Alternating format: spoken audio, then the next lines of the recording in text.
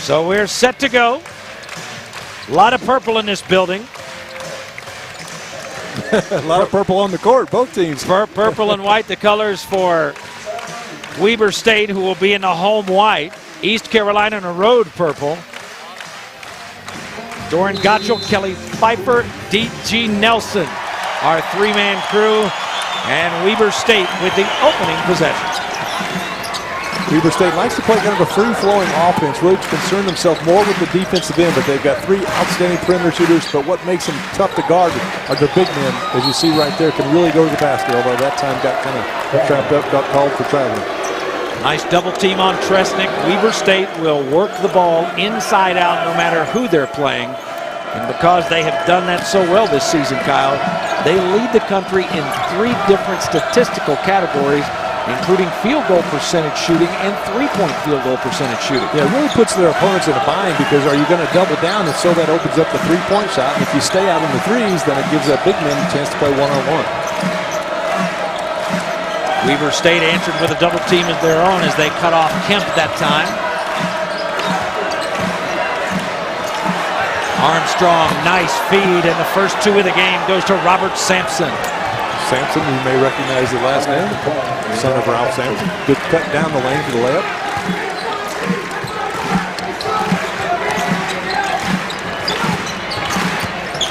See, spacing for Weber State so important. Really try to stretch the floor inside out. In fact, go inside out, and they make it count. Scott Bamforth, 45% from outside the arc, and he hits the Wildcats' first triple. Well, we were talking with Jeff Lebo before the game. He said, well, maybe let him hit his first 2 or 3, see how he's shooting. But I think he was joking, but you got to find Bamforth. Just too good of a shooter, 45% behind the 3. Quick release, too. Doesn't take long to get it off. Pirates try to answer. Here's Armstrong, who transferred from Auburn when Jeff Lebo took the job, and that was a good-looking shot off the post-up. Yeah, Auburn coming off a 20-point game against Evansville last time out. Shoots about 57% from the field, but with that kind of range, very impressive.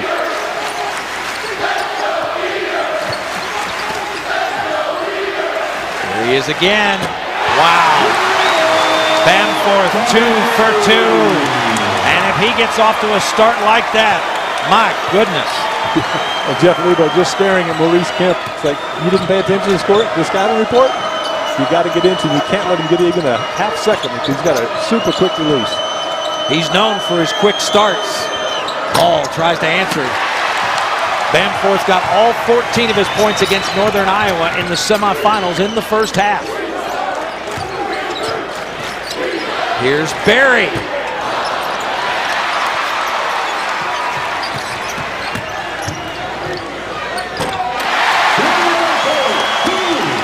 Good heads-up play by Tresnick that time, just kicking it back out to his teammate. One thing Coach Ray talked about his team, how unselfish they play. Really just sharing the basketball.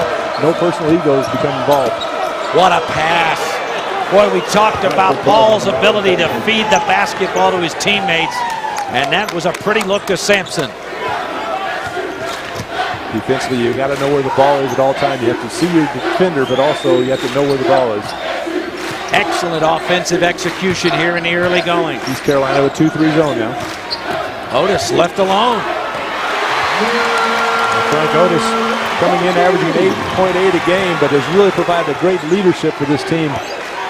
He and Bamforth really stepping up and providing the leadership Coach Ray was looking for. Wasn't sure how good this team was going to be coming into the year.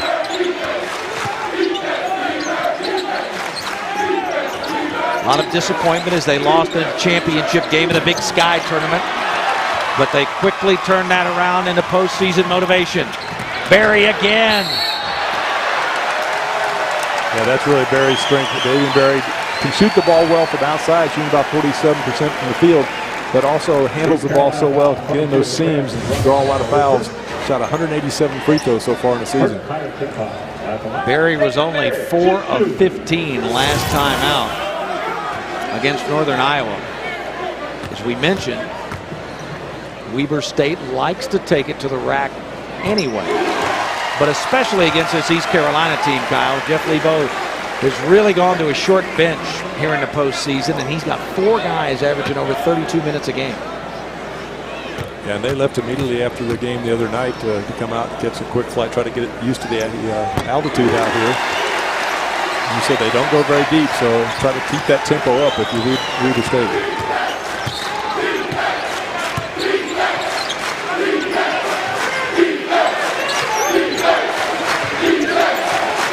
Armstrong looking to post up, but Tresnick with a nice defense. And the whistle away from the ball. It's a 5-second call. But it has been a special season for him, Kyle, especially here at home.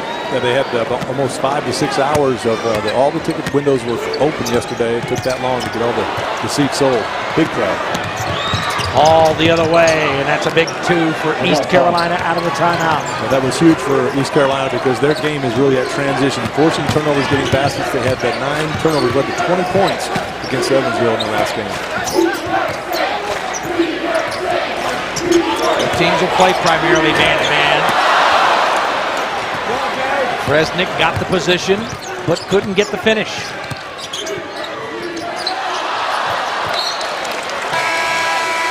Barry with a nice anticipation, couldn't hold on. First sub of the game, number 1, Akeem Richmond, 6'0", 180-pound junior from Stanford, North Carolina, transfer from Rhode Island, checks into the East Carolina lineup. Harris Roberts Campbell heads to the bench. Richmond, an outstanding three-point shooter, although he's been in a little bit of a slump from behind the three-point line. 4 of his last 23. Boy, what a move by Armstrong. He goes 6'8", 235, the junior out of Melbourne, Florida. He's averaged 15 points a game his last 3. What about that guy? Are you kidding? You just can't leave him. You got to get inside his shirt and stay with him. You can't trail him on picks. Got to be physical with him, but to give him, like I said, a split second. He's got a great quick release. The other thing, coach, is don't you try to deny him the basketball? Yeah, try to limit his touches if you can. I mean, goodness gracious. Bam for 3 or 3, all from beyond the line. Wow! How about that? There was some high flying there. Nice defense stopped the first attempt as Paul lobbed it up there, but not the follow by Armstrong. And I think it's real important. East Carolina, they're going to have to try to go inside out every time. They got in trouble with it, took some quick shots earlier. It gave Weber State a chance to get that early lead.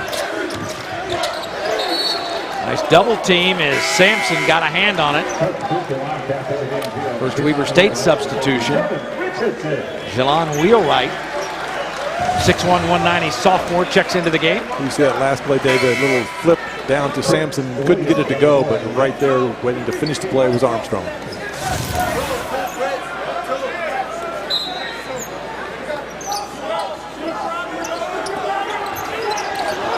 Nice closeout that time as Sampson got the block. Home crowd wanted the foul. And they got away with one with the body.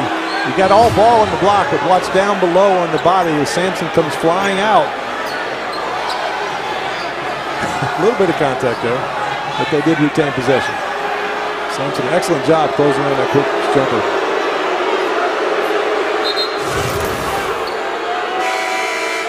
Jeff Lebo quickly going to his bench again. Michael Zangari, 6'9", 230, a freshman out of Lewisberry, Pennsylvania, into the lineup. And it looks like Sampson is over there on the bench, shaking up a little bit. Looked like he took a shot to the ribs after that block.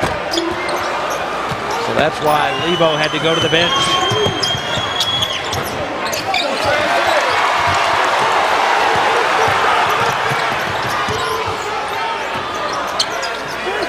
Berry and Bamforth have been the story so far for the Wildcats.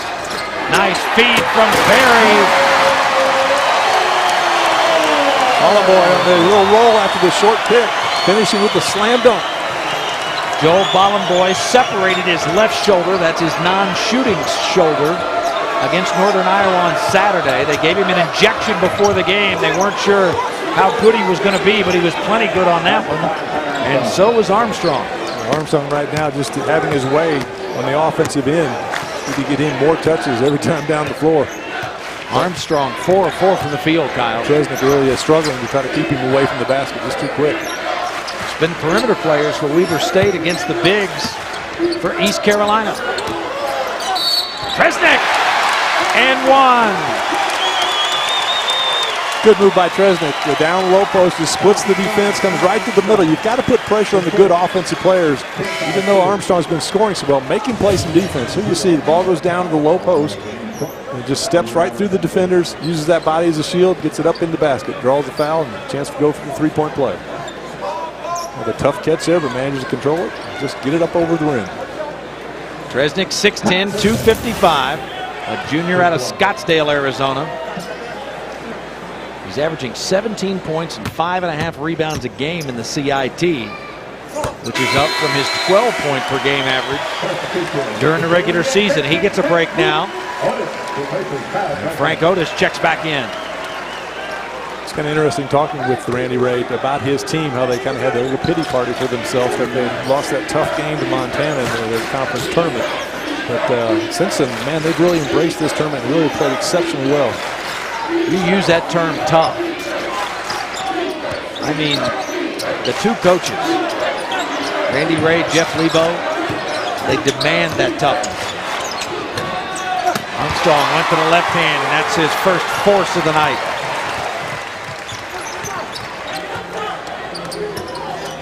Hall now guarding Bamford.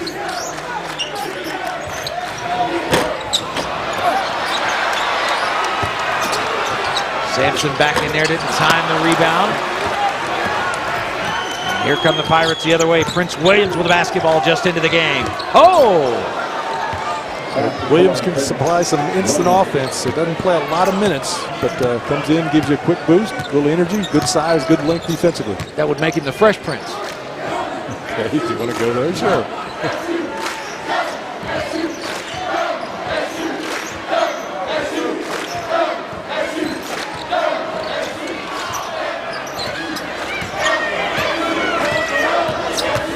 Wheel right. That's a pretty drive. Boy, we've seen some athletic plays here early, Kyle. Yeah, and again, it's all based on that spacing by Weber State. Opening up the floor, allowing players to drive the basket, and then read. If it's there, take it to the basket. If someone comes over to help, give your teammate a good pass, finish on the pass. Oh, Sampson was going up to throw that one down. The Weber faithful thought that their club got the block, but a foul is called.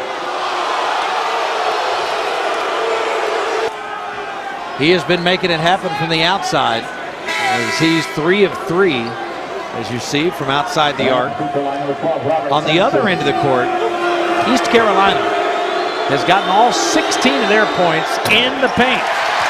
And here's a look at that foul call that brought the crowd to its feet just before the break. Well, just a little pick and roll, nice drive by Sampson going, and Fallen Boy comes over. Didn't look like there was much contact. To me, it looked like a pretty good block.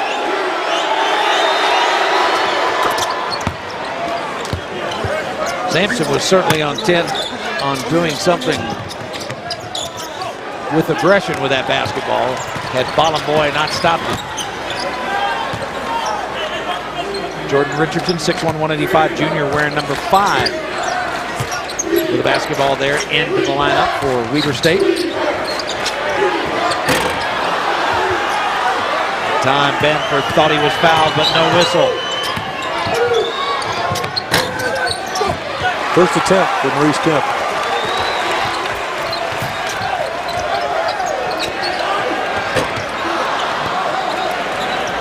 I think that's really in the game plan for Randy Ray. Come down, take a quick shot like they want to transition, but if it's not there, get in a half-court set, keep the ball moving, make the defense shift, help your teammates get an open shot. East Carolina, though, like I said, the first attempt for Maurice Kemp, your high score, over 18 points a game. You need to get him some more touches, try to get him to look at the basket. Armstrong has had a lot of success, but none of it coming with that left hand. Wheelwright got caught again.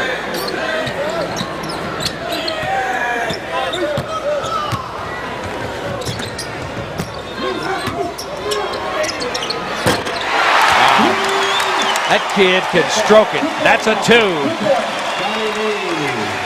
A little unusual coming off the pick on the dribble, but showing a good square up, good balance to finish the shot.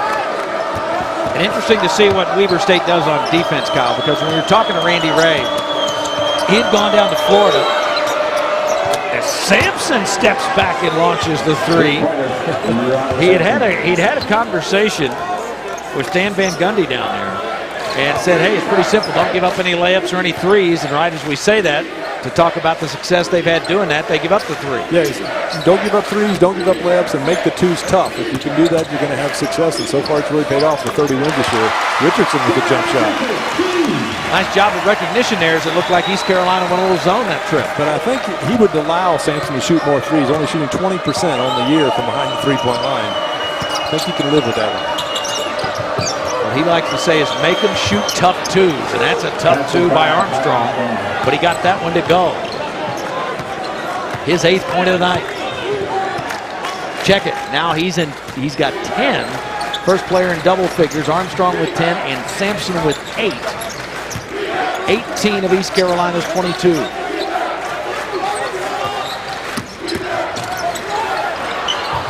Knocked away. Sampson got it on the floor.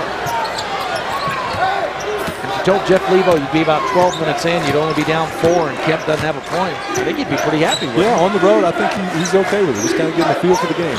Goodness gracious, look at that three by Paul, and he wanted the foul. He's about 2 full strides behind the three-point line. Kind of caught the defense by surprise. East Carolina now 2 of 4 outside the arc. No surprise they're putting points on the board. Both these teams averaging over 76 points a game. Kind of fun to see a game like that instead of the 43-50s we've seen a lot during the college season. East Carolina had been knocking down threes with regularity, Kyle. They had 8 straight games where they had 8 or more. But over the last 3 games, they've had 7 or less. What a no-look from Otis. Talk about a guy that kind of gets it. All of a sudden his senior year just kind of takes on and really leads the team. The senior from Oakland, California, has really stepped up his game in the CIT tournament. Frank Otis with the pretty pass for the easy 2. Yeah, just a no look. Watch his eyes. He doesn't really look where he's going to pass it. He knows where his teammate is, but looks away to try to freeze the defenders and delivers right on the spot. Otis, 6'6", 220, the senior out of Oakland, California. He transferred in from SMU on Saturday versus Northern Iowa. He got his 4th double-double of the year. He had 13 points, 11 rebounds to go along with 2 assists, a block, and a steal in 33 minutes of play. Yeah, and really understands what his strengths are and plays to those strengths. Doesn't try to do things that he's not capable of. I mean, he's shooting almost 63% from the floor. So that tells me he's taking real good looks at the basket. If it's not there, he's not forcing shots.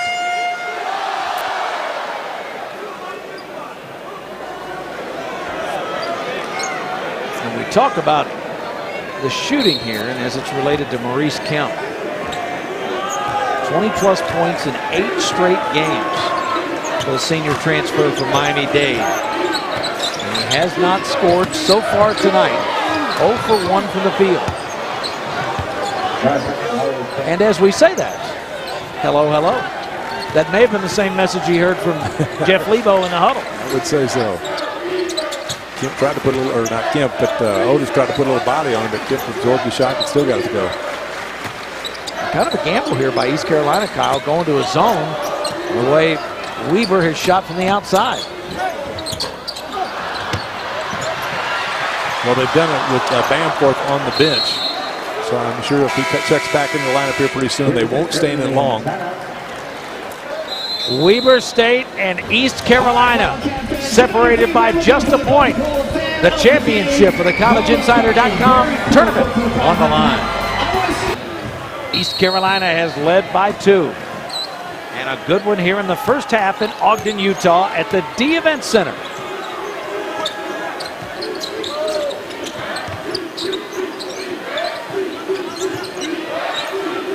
Kemp just got his first basket. And he can't get that one to go.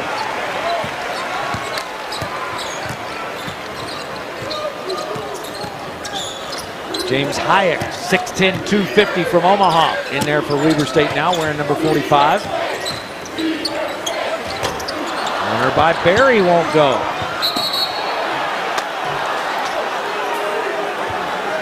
Davion Berry, we've talked about his production as well. He's only 1 of 3 here in this first half.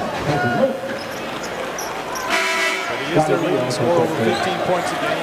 First team all-conference player, the Big Sky, also newcomer of the year. There you see Bamforth coming back into the game. 4 of 6 from the field, 11 points. He's 3 of 4 from outside the three-point line. Hall got free.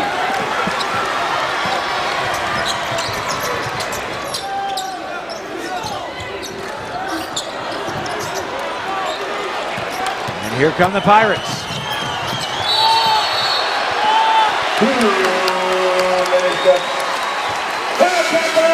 Well, that's East Carolina's game. They don't like to finish it with the turnover, but Dave, they really like to get those turnovers on the defensive end, transition into some offense. That time, Paul just got up in the air, didn't really know what he was going to do with the basketball, caused the turnover. Weber State has only turned it over 5 times here in the first half. That was just the 3rd against East Carolina. Carolina in the 2-3 zone still, but Bamforth back in the lineup, so you got to talk in that zone. Leaves him open, wide open in the corner. Well, he doesn't waste any time, does he? No, it doesn't need to be getting warmed up coming in off the bench. So we saw at the opening game, he comes out of the locker room hot. Hall draws the contact, and he'll have a chance for the and one.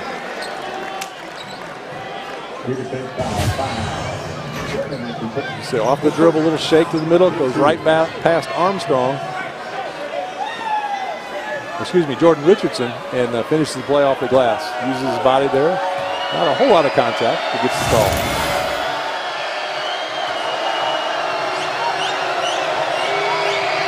Hall, the senior from Winter Haven, Florida, transfer from Missouri. Now Tresnick, who started the game in the post, back in there for Hyatt. Yeah, Paul, like I said, really sets the table for his teammates. He's had 8 straight games where he has had 8 assists or more. Pretty impressive. No highs and lows, just pretty steady performance every night out. Randy Ray was having an extended conversation over there on the Weber State bench with Frank Otis. I say conversation. Conversation is a two-way deal. As Berry gets his first triple. Berry, a 41% three-point shooter. Struggled a little bit the last game, but bad side for East Carolina to see Berry knock down a 3, because he does a great job getting to the rim, and then starts making those outside shots real tough to defend him. Almost 10 minutes in between threes for Weber State. And at the other end, Kemp with a chance for an and one of his own. We talked about Kemp being able to put the ball on the ground, put it on the floor. A little fake there with a step across, and moves the ball to the left hand, absorbs that contact off the glass. Nice finish.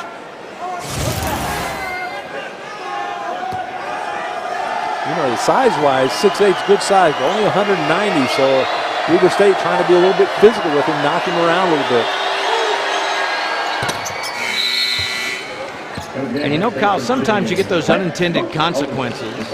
I don't think that we've seen Robert Sampson since he went out on that block where there was no foul called and came up a little lame. We're told that he hurt a knee on that play. We haven't seen him back in since then, but since then, East Carolina has come from 7 down to take the lead. Berry goes up and under, and he's called for steps. Yep. Took that little half step when he gave that shot fake to step back through. Can't pick up that pivot foot. Good fake, though.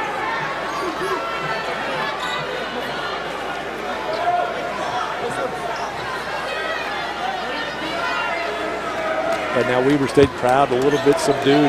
Maybe need a little highlight reel play, trying to get this crowd back in the game, because East Carolina's done a good job making this run to take the lead, kind of taking the crowd out of the game. We need a stop is what they need, and they did not get it there. Team Richmond way out on the three-point line. Of course, now he's taken 289 shots on the year, now 290. 244 of those from behind the three-point line, so he's a specialist. Tresnick can't convert. And all of a sudden, Weber State is beaten back on defense. Kemp gets the run out.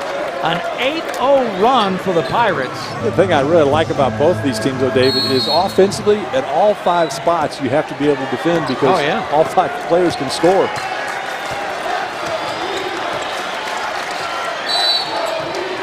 And a whistle away from the ball. Richmond got called for wrapping up Bamforth on that cut up the lane. Richmond trying to plead his case to no avail. That's his first.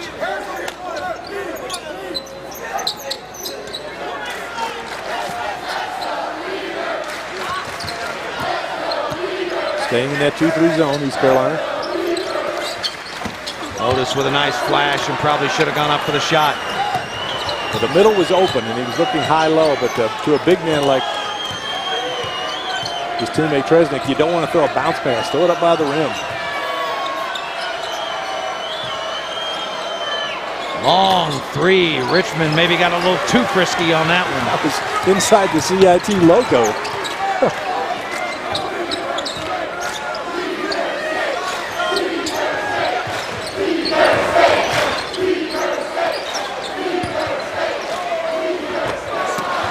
Otis can't get the spin to go. We've seen East Carolina made the decision defensively. They're going to play man up on the low post players, not give a double help or cut some of those dribbling players. Richmond again. There's some guys that have got the green light. This time Barry. Barry really good off the dribble and give him a little crease. That little pick there wasn't a real solid pick, but just enough to get the shoulder past his defender and able to finish off the glass. Almost 2.5 minutes, that scoring drought for Weber State. The Wildcats have only scored 7 points since the 9:30 mark. Kemp. And that's what Randy Ray wants his team to do. Yeah, excellent defense and physical play. Wants the opponent to shoot tough twos, and yet at the other end, they can't hold on and convert. Weber State and East Carolina exchanging blows in the CIT. Here in the championship game of the CollegeInsider.com tournament. Great venue here, Kyle, at the D Events Center. They've hosted 3 different NCAA regionals. Jeff Lebo, the East Carolina coach, played here in 1986, and we talked about 1983. And of course, that was the magical year for NC State. They won the regional here when they beat Ralph Sampson's Virginia team. As Weber State changes defenses out of the timeout and forces a turnover.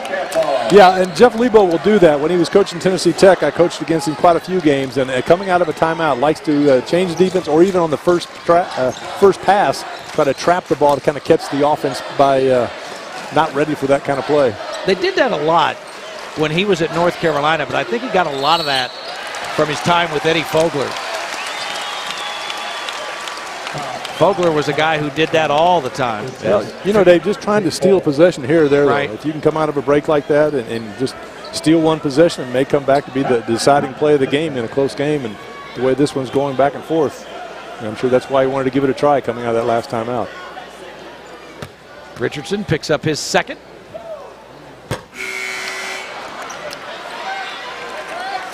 Tresnick, normally a good free throw shooter, about 72% on the season. Check that. That was Armstrong who picked up his second foul. And that'll probably get him a seat for the final 150. A real important 150, Dave. Going into halftime, you want to try to get a little bit of momentum going into the locker room. Momentum here in the second part of this first half has been with the visitors from Greenville.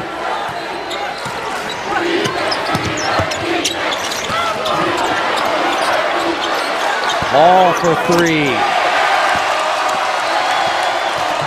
The Wildcat defense has certainly been better since the timeout, but can they convert at the offensive end?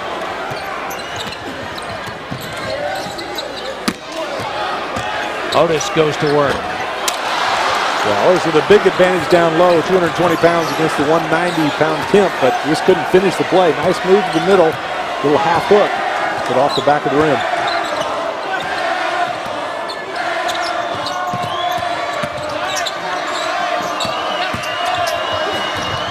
Pretty drive. Not sure how he snuck that one in.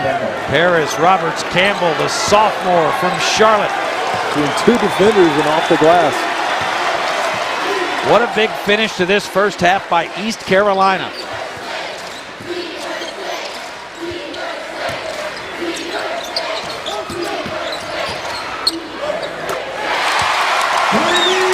Bamford had been kind of quiet after the opening spree there. We hit those 3 3-pointers. Still, he leads the Wildcats with 13.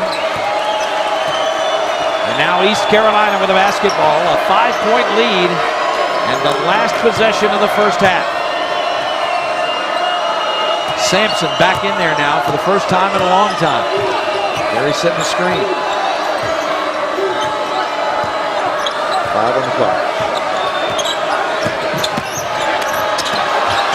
Camp off the feed from Paul, and it goes at the buzzer, and it'll count. 14-4 is the run for East Carolina to close out the first half of play. And the Pirates, who trailed by 7 early on, go to the locker room with a 7-point lead, 42-35 over homestanding Weber State in the championship game of the CollegeInsider.com tournament. We've got first half stats and highlights. Jason Belzer and Big Sky Commissioner Doug Fullerton. That's all coming up when we come back at the half of the CIT championship game.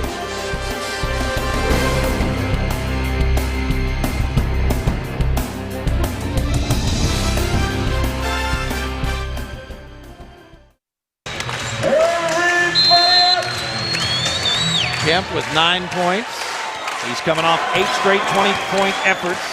Armstrong leading the way for East Carolina with 10. Bamforth with 13 for Weber State. And on its first offensive possession, Paul loses it out of bounds for the Pirates. Jeff Lebo, not the way he wants to see the half start. I'm sure he drew up a play at halftime there, just a bad execution right out of bounds.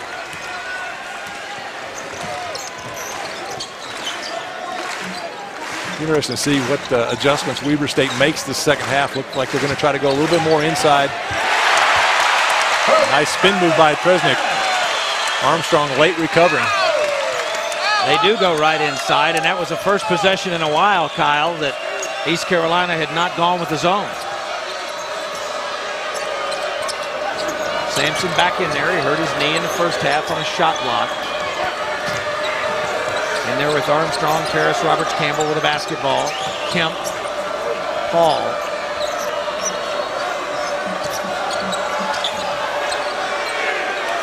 And Sampson. Shot clock at 3. Sampson for 3. We talked in that first half, a 20% three-point shooter. So again, knowing your scouting report, no need to rush out there and try to block that shot. Perry is fouled. Took a little bump on the hip. He's in there to start things for Weber State with Richardson, Otis, Tresnick, and Bamforth, who will inbounds underneath. Back to that 2-3, Dave. Again, trying to attack the middle, or you can pick the wings maybe. You want to get some ball movement, get some player movement, not just stand and pass around the perimeter. Richardson couldn't get it to go, but Wildcats get an offensive board. Yeah, no man-to-man blockout responsibilities. Nice pass. Wow, what a look from Perry. Just caught everybody napping.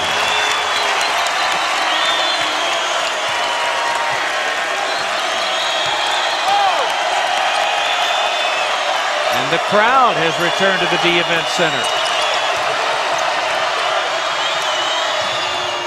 Paul with a tough penetration. That was a tough one. Had the player right on his hip and moved it all the way to the left hand and reached out as far as he could. Still a nice soft touch to get it to roll in.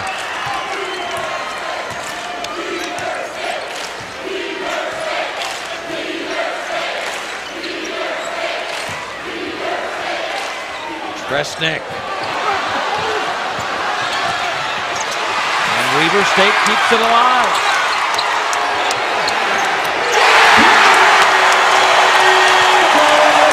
Fabulous ball movement that time by the Wildcats. Very unselfish, moving around the perimeter till the wide open man got the look. Boy, East Carolina looking a little shell-shocked right now, Kyle. Jeff Lebo up off the bench, wanting his team to push the tempo. They had a lot of success doing that in the first half. And now Sampson is called for an offensive foul.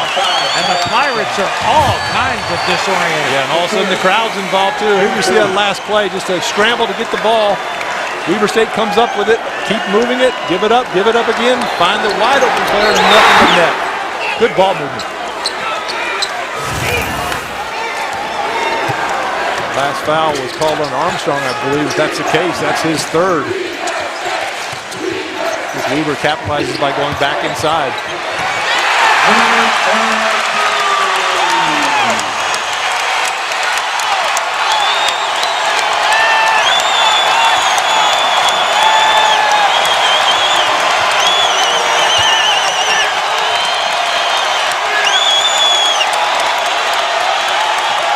Weber State has come out of the locker room and tied it up.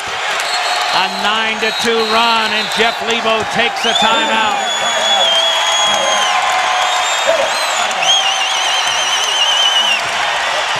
Lebo trying to settle down the Pirates, because here come the Cats.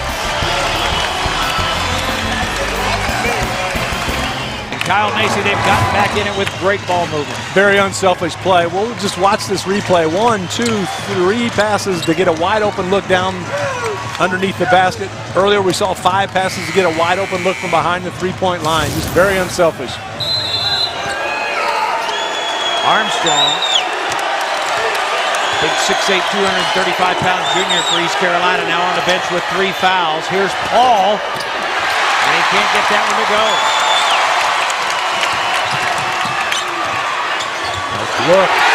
And for the first time since the 5:25 mark of the first half, Weber State has regained the lead. Yeah, Jordan Richardson, an excellent drive and a good look to his teammate for the lay-in. What do you reckon Randy Ray said at halftime? I don't know, but he should bottle it up because it sure is working. Based on practice today, I got a pretty good idea what he said. Yeah, you know, he talked, oh, nice spin move that time by Kemp, but he talked to us before the game at shoot-around about not being an energy taker, but an energy giver, and I think that's what they've done this second half, come out with a lot of energy, got the crowd involved in the game. It's a whole new contest. I think he was the giver. Otis drew the contact, and they say it's an offensive foul. Late call. Maurice Kemp trying to stem the tide. He's got the Pirates back even with the Wildcats. At tournament time, you've got to have senior leadership, and the Wildcats have gotten that tonight from Frank Otis. Really have. He's been the recipient of some excellent passing from his teammates, but he's finishing strong. That's why you shoot about 63%. Frank Otis in around the basket. Otis, my man!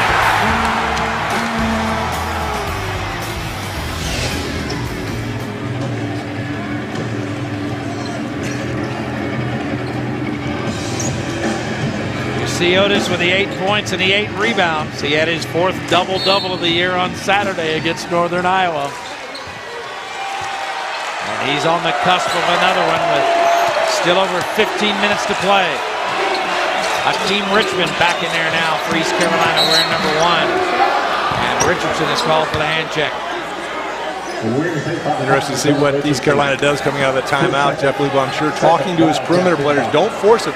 We got the advantage by pounding the ball inside out, but here early, Weber State's picked up the perimeter defense, and all of a sudden some of the perimeter players for East Carolina is going off on their own, playing a little one-on-one. Well, they could pick up that perimeter defense with Ty Armstrong at 6'8" over on the East Carolina bench with 3 fouls.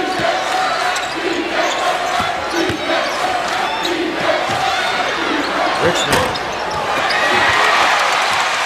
He is not bashful. Yeah, and just about every attempt for East Carolina this half has been outside the three-point line. As opposed to that one we see from Davian Barry getting all the way to the rim. No one comes over to stop the ball.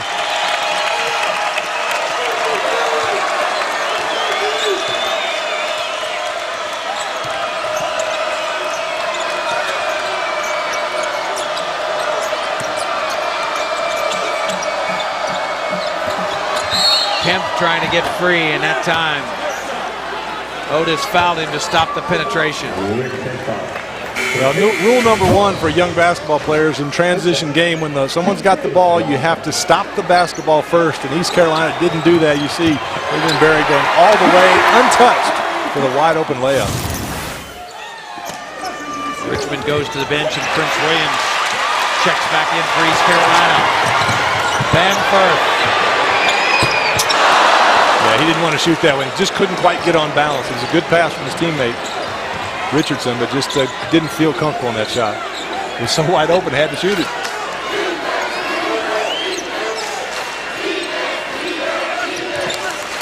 Each team is led by as many as 7. Sweet pass. But Sampson charged, and there's Otis again. Again, that senior leadership stepping up here in the CIT tournament has been playing exceptionally well. Comes over from the secondary defender, but gets outside the arc. Holds his ground, takes that charge. Takes some courage to take a charge on Robert Sampson, 6'8", 210 pounds. Looks like he's a little bit more than 210. 13-4 is the Weber State run right now. It's gotten them back in front by 2.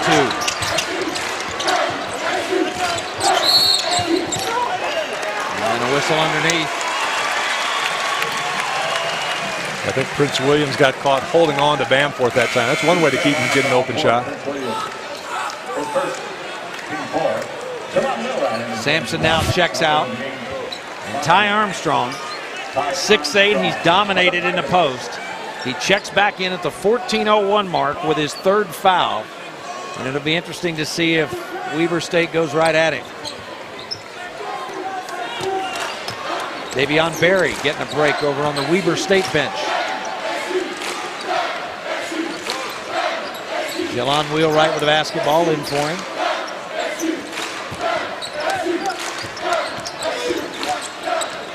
Bamforth open that time.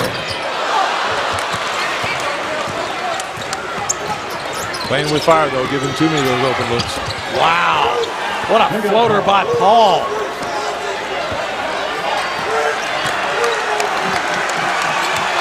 Paul does such a good job of just seeing what's given out there and then taking advantage of it. That time it penetrated the middle, no one really came over. Got the floater to go. East Carolina's gone back to that zone. They had a lot of success with it in the first half.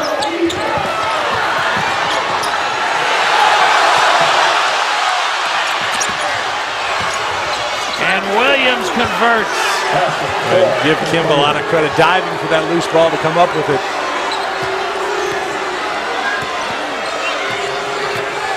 East Carolina responding. What the Pirates would like to do. Get a turnover and get it out in transition.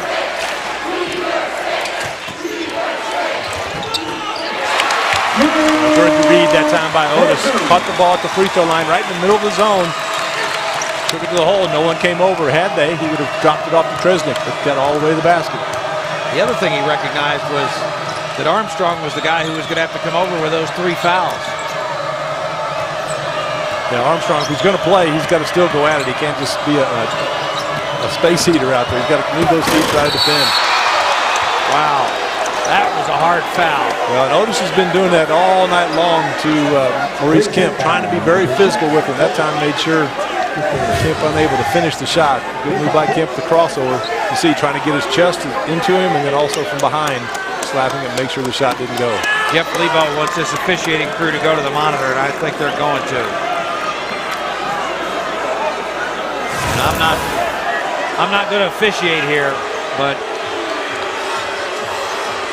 well, they called the foul. It wasn't an elbow. I mean, he was trying to block the shot. I think this rule is going to be one, though, that they'll definitely take a look at in the offseason. Needs to be, anyways. Just too many stoppages during the course of the game. What they could do is they could call him for a flagrant 1, and in order for it to be a flagrant 1, it's not a legitimate play on the ball. It's a hold or a push from behind. See, I think that's a legitimate play on the ball. He's trying to block it. Look, his eyes never takes his eyes off the ball. And if you're trying to hit someone flagrantly, I mean, you're looking at your target. He's watching the ball to see if he can block it. Obviously, he slapped pretty hard going across, but he was watching the ball the whole time. or an illegal elbow above the shoulders. Now flagrant 2, excessive contact during live ball, excessive contact during dead ball, or extreme vulgar or abusive language. I think what you're trying to do is you're trying to protect the player, and now they're going to get together and talk about it. I mean, that's pretty good contact above the shoulders, which is what they're trying to protect. But in the confines of the rule, I see what you're saying, man.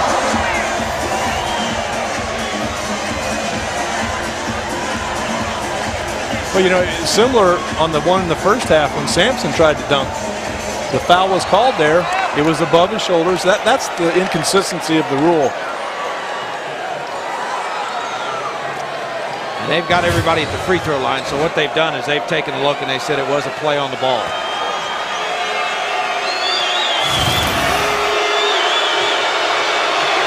Now, Kemp might disagree with us. He got hit pretty good there in the back. But I think what happened was Kemp was so far out in front of Otis that when Otis went for the block, you know, Kemp got hit, knocked off balance, and couldn't really break his fall. And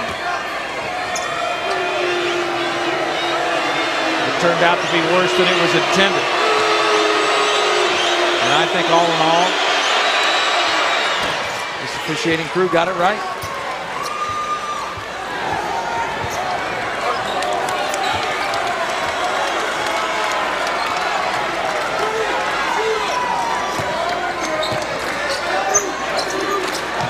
Approaching the 12-minute mark in what has been a competitive championship game of the College Insider Tournament as Barry saw that defensive pressure and dribbled it right off his foot. Very unusual, a 2-to-1 turnover, assist to turnover ratio that time. Just kind of took his eye off what he was doing. A left-handed dribble.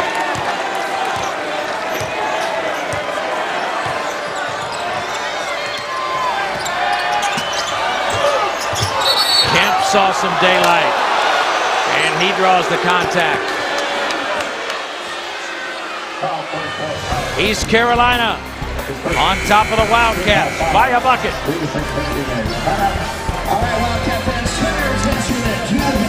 Homestanding Weber State looking for its 31st win of the year. But East Carolina with 22 victories. It's the first winning record they've had in Conference USA in 12 years. And the first time in 48 years of playing Division I basketball that they have gotten 20 wins, and they've done it under that man, Jeff Lebo.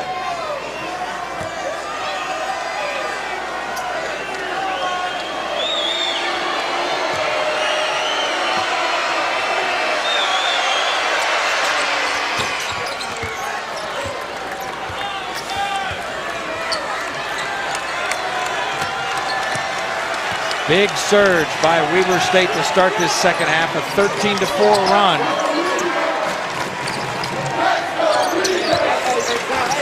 Now the Wildcats trail by 4.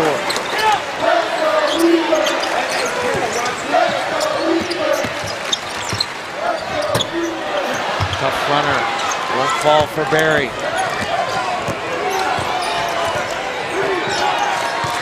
Joe Bollenboy, who separated that shoulder on Saturday, number 21, back in there for Weber State. And Kemp is called for the travel. Yeah, I think that was a good call. I think Kemp was surprised a little bit that he was that open when he drove down the lane and took a little extra hop step on the way. Let's take a look and see. Nice little bounce pass on the two-man game. Picks it up 1, 2, 3, 4. So he didn't come to a jump stop. Maybe 3 steps. I think it was a good call. Jeff Lebo didn't think so. But now that was a travel as well. Bollenboy got it back, and he'll go to the line.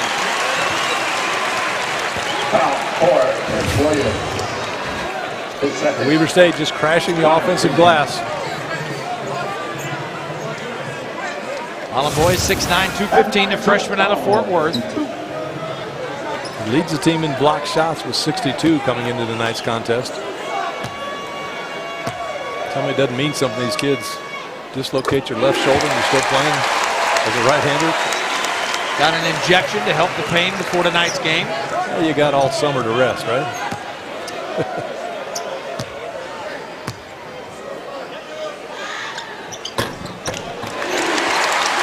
both. East Carolina 7 of 8 from the free throw line. Weber State 5 of 7. Kemp looking to create some space, and he draws the foul. The Ballenboy got a little late with the body that time. We saw Otis trying to do that a little bit earlier, but on the drive by Kemp, you can see the Weber State defenders trying to just put their chest, their body on Kemp and knock him off balance a little bit. That time, a little bit too much. Got called for the foul. That's Ballenboy's third. 6th against Weber State. East Carolina has committed 5.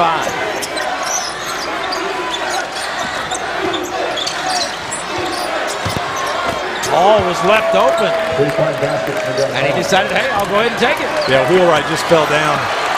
Nothing he could do about that, but good job by Paul getting his balance before he shot it. Didn't hurry the shot.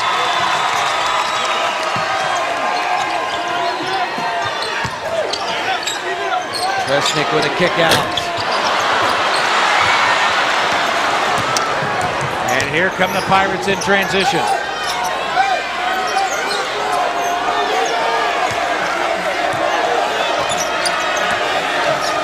Paul again. That was not what Jeff Lebo wanted in that set. No, they've made this run by going to the rim, attacking the paint. That time just pulling up, kind of bailing out Weber State by the pull-up jump shot. And then Berry draws the contact at the other end. Foul 4, his third.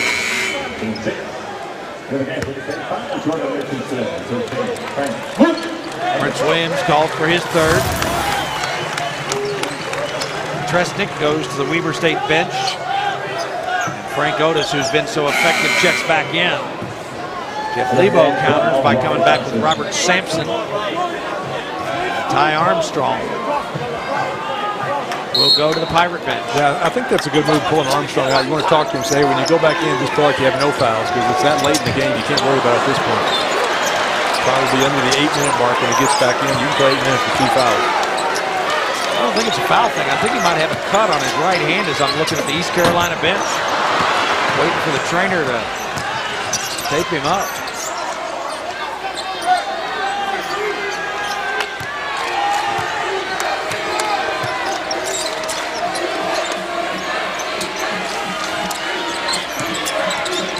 Richmond back in there now for East Carolina.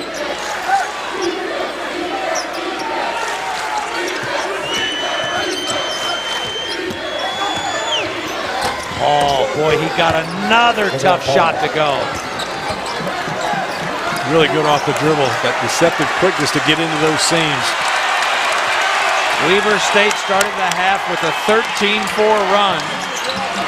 The Pirates have answered with a 9-2 run of their own.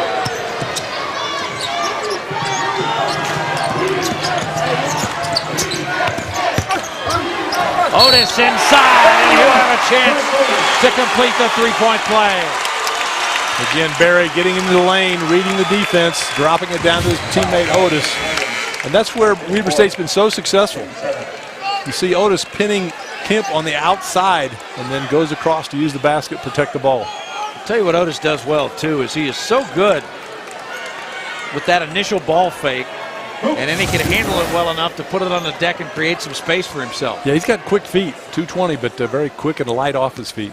There's Armstrong. You see, he got those 2 fingers taped up right there. And we'll see how that affects him when he comes back in.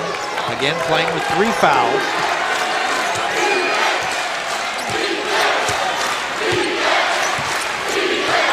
In a game that neither team has led by more than 7 points.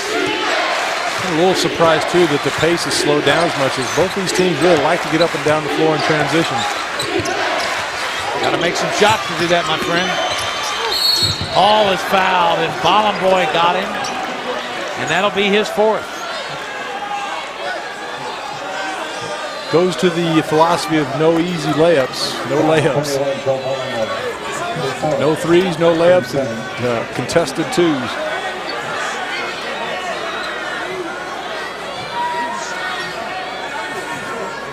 Miguel Paul, senior transfer from Missouri, 87% from the free throw line.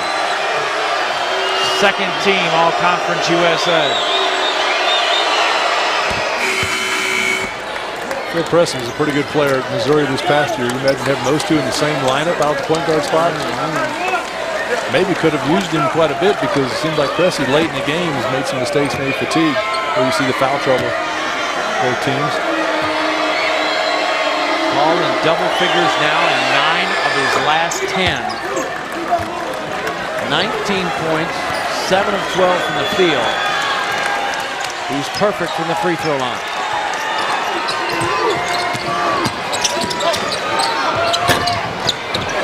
Nice touch. A little teardrop floater by Scott Bamforth. He drives into the lane. Defense so concerned about taking away your three, opens up that drive to the middle.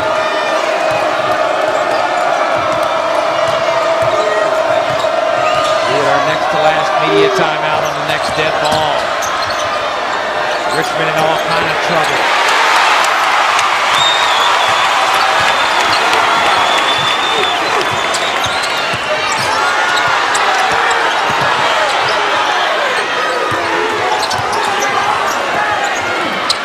Barry.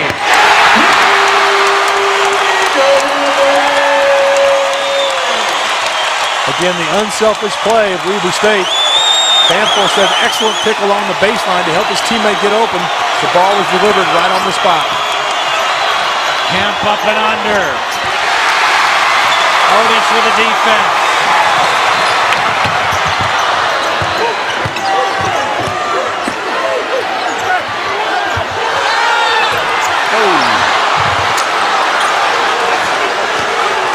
Boy, both these teams badly looking for that media timeout.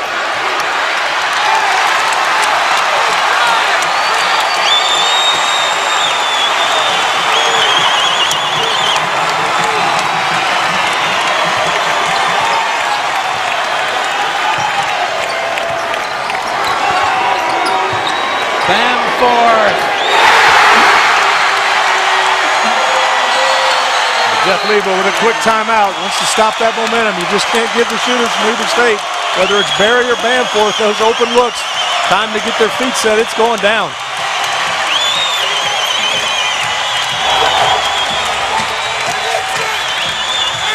Lebo thought about that timeout earlier, and he held off waiting for the media timeout. He could wait no further. Well, we see the three-pointers, a team that shoots 41.6 from behind the three-point line. Barry first and Scott Bamforth from the right side. 8-0 run for the Wildcats over the last 2 minutes. So we've got fixed whatever needed to be fixed.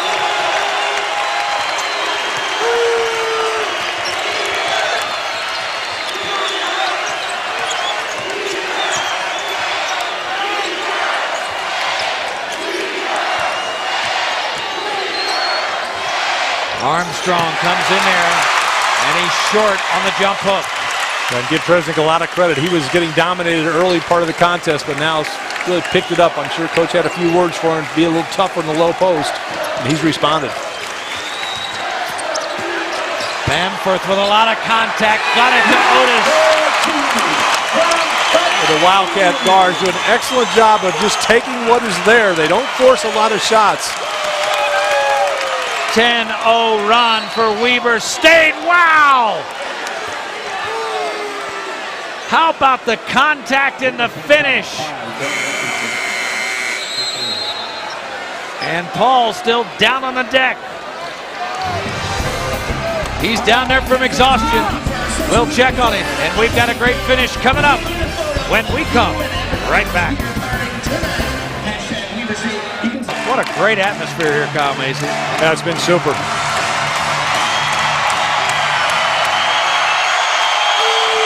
Something to be said for playing in the on-campus arenas when they pack them in like this, not out in the middle of a big dome floor.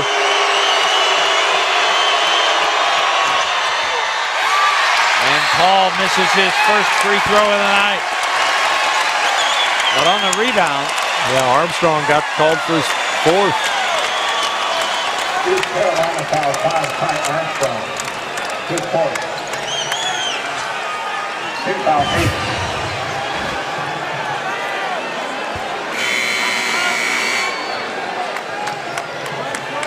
Number 1, Richmond.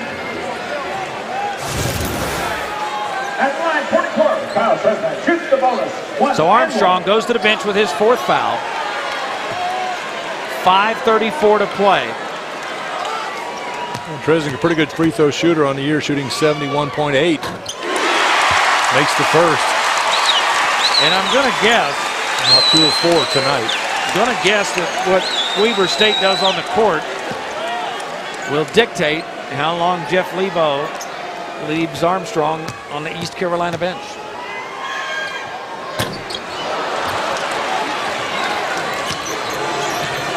You got to give Tresnick credit, though. He, like I said, was really getting schooled early in the game, but he's manned up and started playing much more physical defense and even giving some offense. Boy, what a nice pull-up by Kemp. And Kemp's a real problem. I mean, because of his length, he can do so many things. He's at 15 points right now. That string of 8 in a row, 20 points or more, may be in jeopardy, but really stepping up down the stretch. That was actually his 17th point of the night. We weren't tied a single time in the first half, and now we're tied for the 5th time in this second half. Barry took his eye off of it. Wow, that's twice he's dribbled off his foot. Fortunate to get that one back. Good hustle. Winner was to BYU, who was playing in the Final Four of the NIT tonight. Back on December 15th, so it's been quite a while since they've seen a loss here at the D-Center. 14 straight at home overall. Weber State has won 17 of its last 18. Nice feed to Otis. Well, I can't say enough about the passing on the perimeter or the interior. That time, big man to big man. Tresnick to Otis for the lay-in. So credit the Wildcat bench. They get the timeout, and then they draw up a winning play coming out of that break.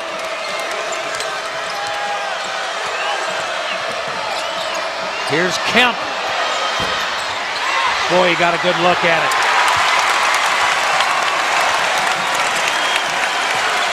Jeff Lebo looks to his bench. I'd be very surprised if after this final media timeout, we didn't see Ty Armstrong back in the Pirate lineup.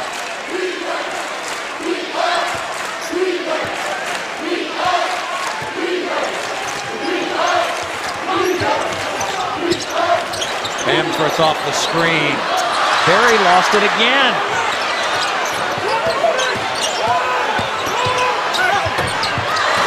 Oh my goodness! Tresnick with the unlikely slam back.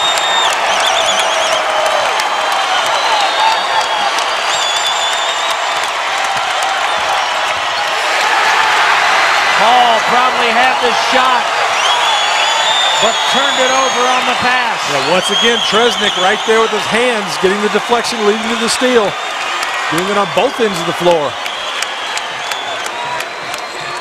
And now Weber State spreading the floor, using some clock. The Wildcats with a 9-0 advantage in offensive rebounds, Mace.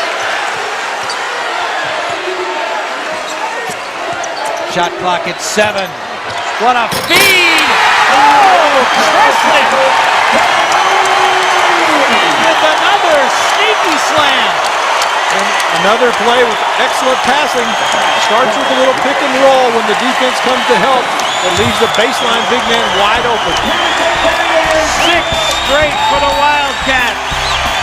They lead it by 6. Weber State's at 19 assists. Still 2:50 to play. Tresnick can't complete the and one. He's got to stay with that. He's already running back on defense when he let go of it. Ty Armstrong still on the East Carolina bench. Look how hard Weber State's closing out on those three-point shooters. All off the glass. Sampson's offensive rebound. It's their first of the night, and it got Kemp a triple.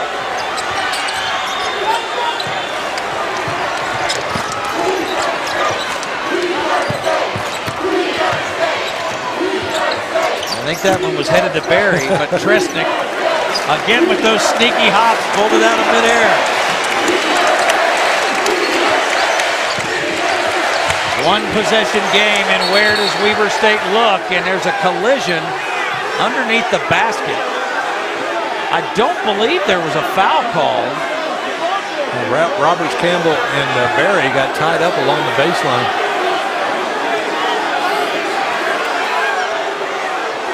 I think they may just call it an official timeout just to let them get untangled. Problem is now for Weber State, only 11 seconds on the shot clock. They were right in the middle of their set when they blew the whistle. So here they come. And Barry will go to the line as Sampson bumped him.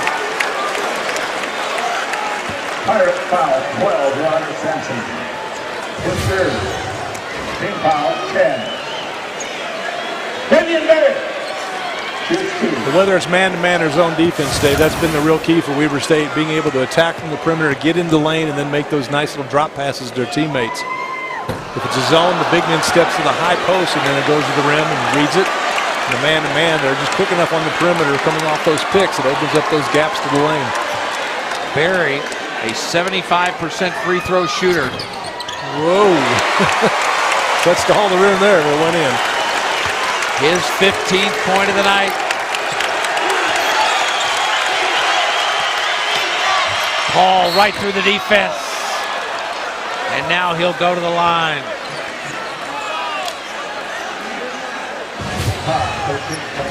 Excellent quickness by Paul going all the way. Started the offense pretty quickly out by half court, kind of stretched the floor a little bit, gave him a little bit more room to maneuver.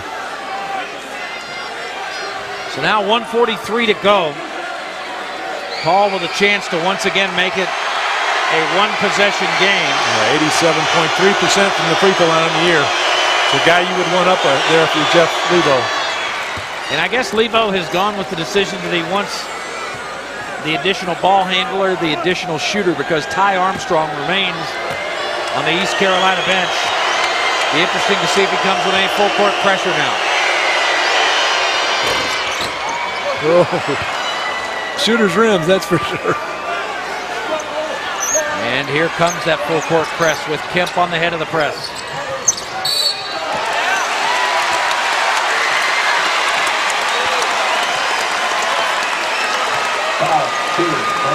And Kemp called for a quick bump. Yeah, Jeff Lebo, you can see not real happy with the call. Didn't feel like it matched up to some of the other physical play we've seen earlier in the contest.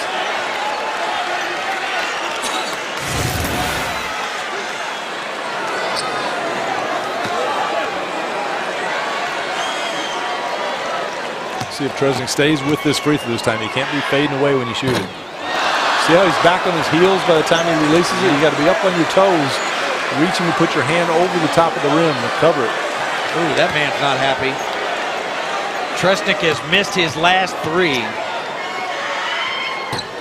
Again, fading away. And he's a 74% free throw shooter.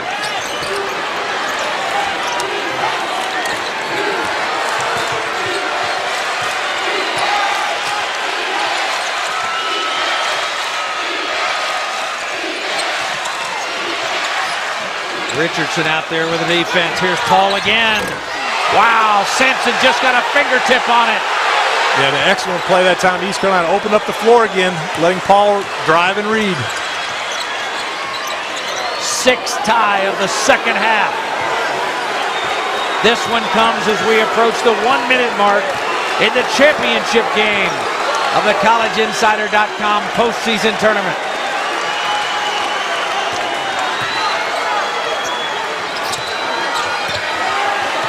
Trying to get Bamforth the ball coming off that baseline pick. He gets another screen from Tresnick. Good call. And Paris Roberts-Campbell is going to be whistled for the foul. No, they say Sampson. That's his fourth. But that comes with just 4 seconds on the shot clock. Well, it was a foul, though. But on the other end, here's the way that Paul stretched the floor and then just lob pass to his teammate. I think the crowd was looking for the offensive goaltending. The ball was still in the sphere, but no whistle. Wow. And Bamforth misses the free throw. He's an 87% free throw shooter. Weber State now just 7 of 16 from the line, make it 8 of 17. Well, they take pride in their defense. They've got to get one good stop. Both teams, as you see in the double bonus. Sampson free. Oh, and you don't want to foul. What a set play at the end of the game.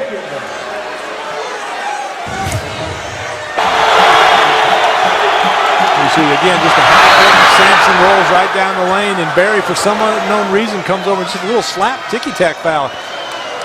Play like that, you got to get your money's worth.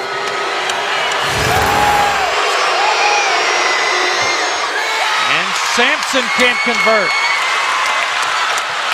1-point game, and Weber State will take a timeout. They are in the double bonus, though, so he'd get 2. And now East Carolina does go back to the zone. Barry is bumped.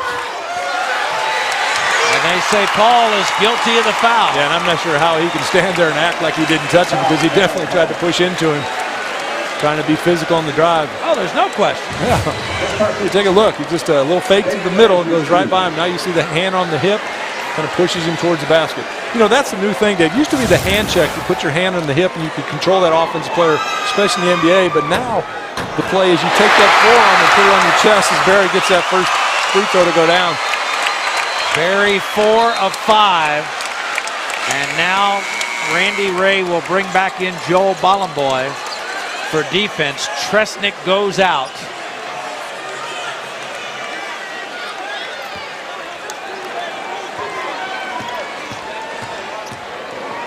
Each team with 2 timeouts left. Plenty of time for East Carolina. And I don't think Jeff Lebo's going to take a timeout. And I think they're going to clear it out for Paul to take it. 5. Paul tied up for Got it. the Oh. win. He got it to go. The guy who's been in a slump the entire postseason, Akeem Richmond. They'll automatically go back and look at the monitor.